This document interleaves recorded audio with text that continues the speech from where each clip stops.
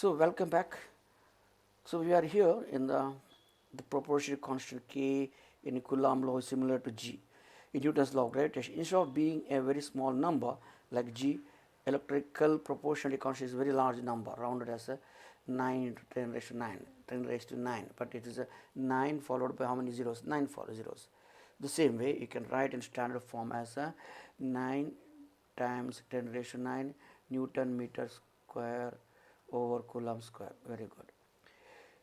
Now, when you compare with the this one comparison between electric force and gravitational force, when you do that, you see that G is K similar to G is small magnitude, K is very large magnitude. M1 is a product of masses here, in this case, a product of charges. Both are inverse square law, they obey. The only difference is the gravitational law, gravitational force is attractive always. So you can here and you can see the contrast with the gravitational force attraction between two masses of 1 kilogram such a distance 1 meter apart. It's 6.67. That is given the value of a G. This is the value of G. This is extremely small force. For the force to be 1 Newton, too small, 1 meter apart, to be 122,000 kilogram each. Gravitational force between ordinary objects are too small compared to they expect a delicate experiment. Electric force in non-cancelled between ordinary objects are large enough to be commonly experienced. So gravitational force is attractive and also long range, attractive and long range, long range. So we cannot experience, but when you see the objects are thrown out, thrown up, you can see it's coming down. Then you see this experience of a gravitational force. So Newton's law of gravitation for mass is similar to Coulomb's law of electric charge, whereas the gravitational force of attraction between a pair of 1 kilogram mass is extremely small. The electrical force between a pair of 1 coulomb charge is extremely large. The greatest difference between the gravitational and electric force is that while gravity only attracts, electric force may either attract or repel. So this point is important.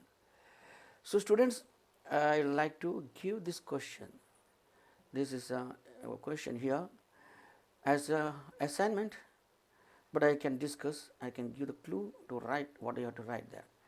What is the chief significance of the fact G in Newton's law of gravitation is a small number and K is a Coulomb's law large number, where both expressed as SI units? Yes, significance means to show that Newton's law is a weak force. When a G becomes 6.67, it is multiplied with the other constant 10 raised to negative 11 Newton meter square by kilogram square over this is a much makes weaker, even though you must weaker than the short range of electric force, which is attractive and repel. So in the question they ask significance of G and K with here. So this gives there is a G, the gravitation force as a weak force, and electric force as a large or strong. It is comparatively with gravitation strong force. Strong force. So the second part is the question is, if an electron at a certain distance from the charged particle is attracted with a certain force, how will the force compared twice? So use other things remaining constant. So D becoming 2 times D. So in the force you can see that it is inversely proportional. So D becomes 2D, means F dash will be 1 over 2D whole square. So the force becomes 1/4, and it is 1/4. It is 1/4D square. So force becomes 1/4. 1/4 of F. New force vector 1/4. Is a charged particle in this case positive or negative?